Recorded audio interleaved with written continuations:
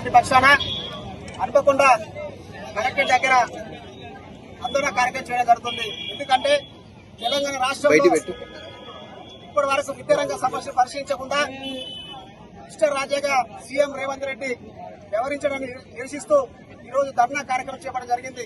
అయ్యా ముఖ్యమంత్రి గారు, మీరు తెలంగాణ రాష్ట్రంలో అధికారులకు వచ్చి దాదాపుగా 2-3 సంవత్సరాలు గడుస్తున్నా కానీ ఇప్పటి వరకు పెండింగ్ స్కాలర్షిప్ విడుదల చేయకపోవడం వల్ల చాలా మంది విద్యార్థులు మధ్యలో చదువు ఆపేయడం జరుగుతుంది. ఎందుకంటే ప్రైవేటు యాజమాన్యాలు చదువుకున్న తర్వాత ఫీజులు కట్టాలని చెప్పి విద్యార్థులపై ఒత్తిడి చేయడం వల్ల ఫీజులు కట్టని పరిస్థితిలో విద్యార్థులు ఉండడం వల్ల చదువుకు దూరం అయితే ఉన్నారు.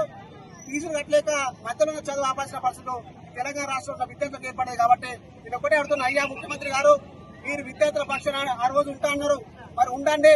ఉండి విద్యార్థులకు వచ్చేటువంటి 11,000 కోట్ల స్కాలర్షిప్లు తక్షణమే విడుదల చేసి విద్యార్థులకు న్యాయం చెప్పిన కోరుతా ఉన్నా.